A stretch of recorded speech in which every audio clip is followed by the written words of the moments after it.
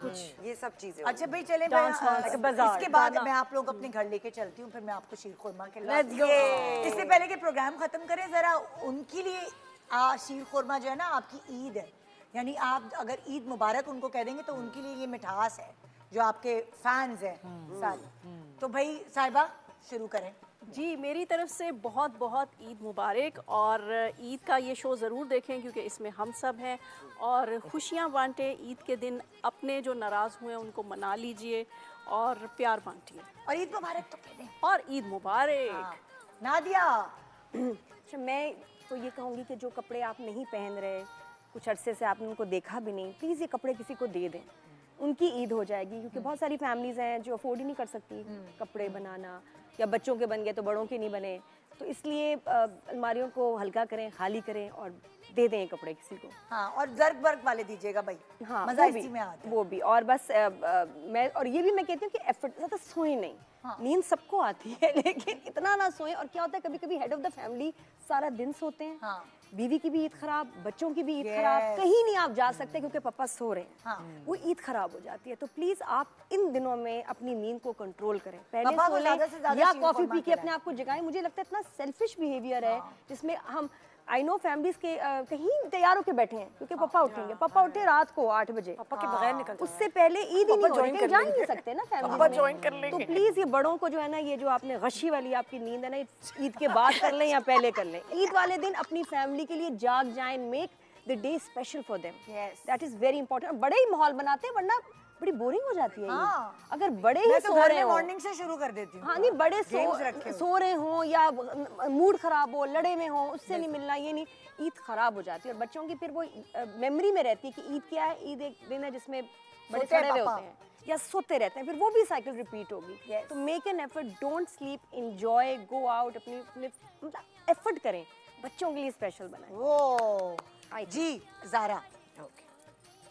मैं सिर्फ ये कहूँगी कि जैसे अभी हमारा रमज़ान गुज़रा है और हम रोज़े रखते हैं, अच्छी अच्छी बातें करते हैं, तो मैं कहीं पढ़ रही थी कि ईद का जिस तरह हम लोग सेलिब्रेट करते हैं कि नए कपड़े, खाने और ये सब, लेकिन मैंने कहीं पढ़ा कि ईद का एक सीरियस और एक ज़्यादा डीप मीनिंग भी होती है कि आप जिन लोगों से नाराज़ हैं उनको माफ़ कर दें, चैरिटी करें, और सबसे बड़ी बात कि आप ख़ुद को भी माफ़ कर दें और खुश रहें। सिर्फ ईद के दिन ही नहीं, Eid is like first day of the rest of the year for us. तो खुशी खुशी रहें, एक दूसरे को माफ़ कर दें, ख़ुद को माफ़ कर दें, और चैरिटी जैसे नादिया ने कहा ज़रूर करें, और ग्रेटफुल रहना बहुत ज़रूरी है। सो ईद मुबारक। I love that. I mean, the celebration is great, and I love what Nadia also said. मैं भी यही सोच रही थी कि effort करें, निकलें, spend time with your family. वो अब नहीं मिलता time. You know, everybody is so busy. So Eid is a time जब आप बिल्कुल effort डालें अपनी families के साथ, with your friends, meet everybody, forgive everyone. पटाखे। ओ ये निदा बहुत बहुत एक ख़तरनाक चीज़ मैं शेयर करने जा रही हूँ आप लोगों से। किसी कोई ओकेजन था जिस पे बच्चों ने फरमाइश की कि हम पटाखे फोड़ेंगे, ठीक है। अक्सर होता है हम फुलझड़ियाँ करते हैं, पटाखे होते हैं, तो मैंने कहा ठीक है। सारे बच्चे आए घर पे और पटाखे सबको फुलझड़ियाँ अकॉर्डिंगली जिसकी जितनी एज थी सब वो दे दी गई। अच्छा, मेरा बेटा बहुत छोटा था, शलवार कमीज़ पहनी थी उसने, बहुत पतला सा कपड़ा उसने पहना हुआ था। हाँ। और उसने क्या किया कि कुछ पटाखे उठा के उसने अपनी जेब में डाल दिए। बच्चे हैं ना एक्साइटमेंट में कि कहीं मुझे बाद में मिले ना मिले, या पता नहीं मेरे पटाखे कोई और ना ले जाए या कुछ। तो उसने, हालांकि मैं उसको सुपरवाइज़ कर रही थी, लेकिन उसने डाल के जेब में रख दिए। उसके बाद कोई हाथ में किसी के था पटाखा, उसने उसको कैच किया, उसमें जेब के अंदर वो जो शर्ट शलवार कुर्ते का जो साइड का पॉकेट होता है, फुलझड़ी वगैरह होगी ना किसी के हाथ में, उसमें लगा, वायर लगी, और उसके सारे अंदर जो है ना वो फटने शुरू। ओह माय गॉड, बच्चा को आप सोच नहीं सकते हो कि उस वक्त अल्लाह ताला ने उसे बचाया। शुक्र, उस वक्त अल्लाह ताला ने उसे बचाया, कोई और ज़ात उसको नहीं बचा सकती थी, जिस तरह से उसने अपने जेब में पटाखे रखे हुए थे। मैंने जैसे ही मैंने देखा कि एक फायर लगी, मैंने उसके भाग के, वो मेरे पास ही था, मैंने उसकी शर्ट को फाड़ा है, और उस वक्त कितनी मुझे अल्लाह ने ताकत दे दी थी कि शर्ट को मैंने आगे से यूँ करके सारा फाड़ा, उसको उतार दिया, उसकी शर्ट उतारी, और वो परेशान हो गया कि ये मम्मा को क्या हो गया है, मेरे कपड़े क्यों फाड़ के उतार रही है। और वो मैंने दूर फेंकी और अच्छा है कि उसने बहुत ज़्यादा नहीं रखे थे। लेकिन ये इतनी ख़तरनाक बात होती है अक्सर शादियों में, क्योंकि हम सेलिब्रेशंस की बातें कर रहे हैं, हम वो अपनी गलतियाँ दोहरा रहे हैं, बता रहे हैं एक्चुअली कि जिससे बचना चाहिए, किसी और का नुकसान ना हो।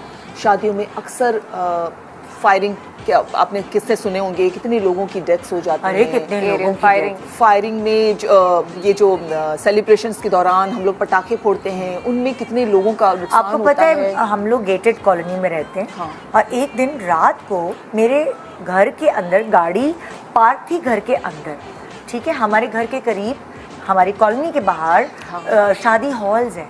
हाँ। और गोली जो हवाई फायरिंग से मेरी गाड़ी का जो पीछे वाला शीशा होता है ना गाड़ी का, वो पूरा चकनाचूर टूटा हुआ, और वहां से मुझे वो गोली मिली, बुलेट। अल्लाह ना करे कोई होता तो। आप जस्ट इमेजिन कि वहां पे वो गाड़ी बैठा होता, गाड़ी के अंदर बच्चे खेल सकते थे, कार पोर्च था, मेरे अपने घर का कार पोर्च था, तो वो गाड़ी का पूरा शीशा टूट गया और मुझे अंदर से वो गोली बुलेट मिली।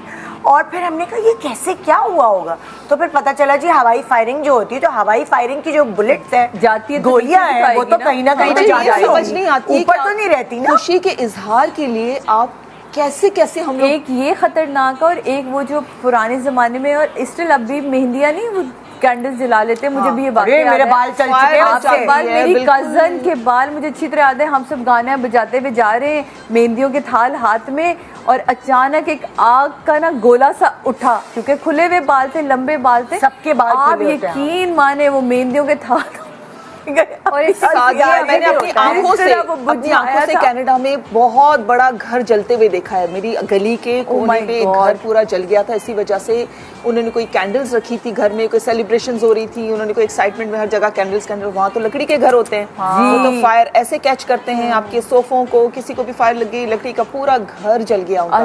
लेकिन क्योंकि वहाँ इंश्योर्ड होते हैं घर सारे, तो उनको पूरा नया घर बन के मिल गया। लेकिन फिर भी ये खतरनाक तो है ना, मतलब ये जान, आप देखिए पैसा तो यहीं पे रह जाएगा, जान की बेसिकली कोई बच्चा वहाँ पे उसका शिकार हो सकता था, वहाँ पे गेस्ट थे, वो जल सकते थे। तो सेलिब्रेशन जैसे अब स्ट्रैटेजी निकाली थी, और वो ये था कि मैं अपना काम पहले कर लेती हूँ। जैसे अब मुझे भी पता दान हर चीज में ना, घर को पेंट कराना है, अभी जरूरत नहीं है। अच्छा, घर में फर्नीचर के वो अभी जरूरत नहीं है। अब मैं जब सब कुछ कर लेती हूँ ना तब बताती हूँ। अदनान, मैंने डिनर रख, आज हमारे घर पे डिनर है। आज हमारे घर पे डिनर है, बिल्कुल ऐसे ही। अच्छा, अरे सबको वीडियो कॉल पे दिखा दिया, अरे अदनान जीते रहो भाई क्या अच्छा खाना था, बताना ही नहीं पहले, वरना पहले ना आ जाती है।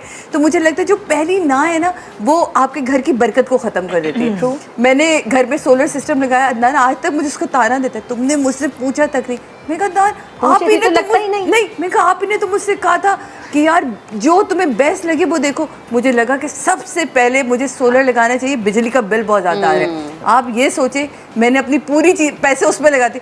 हाँ ये अच्छा किया तुमने। मैंने कहा मतलब ये इस तरह की चीज़ें मुझे आहिस्ता आहिस्ता समझे। और सही बात है, एक वक्त आता है जिसमें आपको हाँ कहलवानी होती है, वो हाँ कहलवानी मुझे अब पता चल गया वो टाइम किस